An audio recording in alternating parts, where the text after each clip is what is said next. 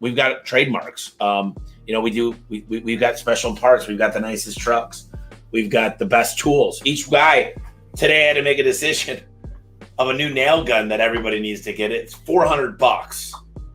And I'm like, do we need it? And they said 30% of our warranty calls are because of trim. Yeah. And I said, so what's the opportunity cost of not getting this? And it was, it's going to add a lot of money to the bottom line of what we got to spend, but the ROI is amazing. So callbacks go down, etc. Those kind of things, look at those and make educated decisions. It's interesting. I can think of a million ways I've already wrote down of ways to use your service. If you're doing a home show and you got a great promotion, a lot of times just give a great giveaway, and then you might get 100 applicants that go through there, like for the prize, the sweepstakes or whatever you're doing, and just have possibly someone like yourself, your company, calling those people, because most of the time we do all these things and we have all the best intentions, but we just don't have the manpower to do it, to follow up. Yeah. Yeah. And, a lot of our clients have seasonal, like leaf or fall cleanups or Christmas lighting, for example. And so they want to get to those lists, coming up here in September to start scheduling those. And we've certainly done that in the past. I love it. I'm looking forward to going and talking to Angela and talking to you a little bit after this, because I've got I don't always want to hire somebody to do these things. I'd rather it just be get somebody that's an expert. We had a consultant in and I was talking to my group the other day, and they go, we think we're just growing so fast. Maybe we need to slow down because we got to get this stuff right. And one of the guys that works here now, he said, Tommy, don't ever let anybody slow you down unless you're not giving them the resources they need. Because if I gave you unlimited employees and unlimited consulting and unlimited access to software, could you solve that problem? And if the answer is yes, and I'm not saying no to your requests, then there's issues. Like, tell me what you need to make this happen. So we just worked on our 6 month, like I told you, 6 month. What does our company look like in 6 months? What does the org chart look like? And it's massive.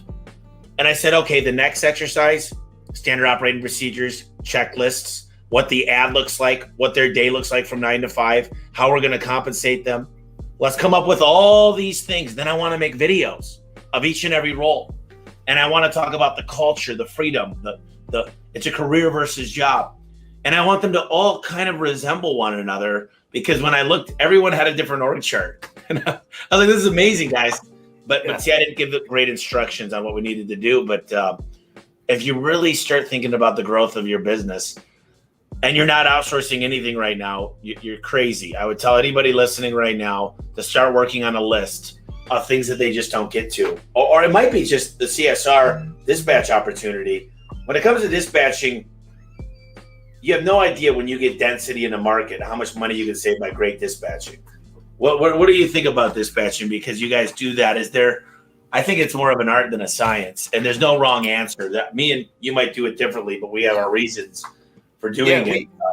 What are your thoughts? I think our clients, we're probably split in half between, we're virtual, so we're not going to know the local market nearly as much as people, the driver or the general manager or technician will. Okay. Right. But that won't stop us with certain technology that we can use that certain CRMs have, where we can do routing or whatever. So a lot of that depends on what the owner is comfortable with.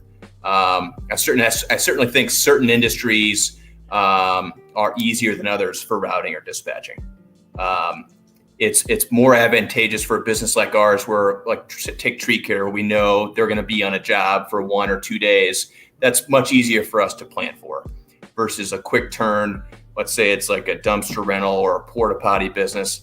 Those can be tougher because they're just quicker turns, and you've got to have kind of local tribal knowledge on those. So it's not a one size fits all for dispatching or routing.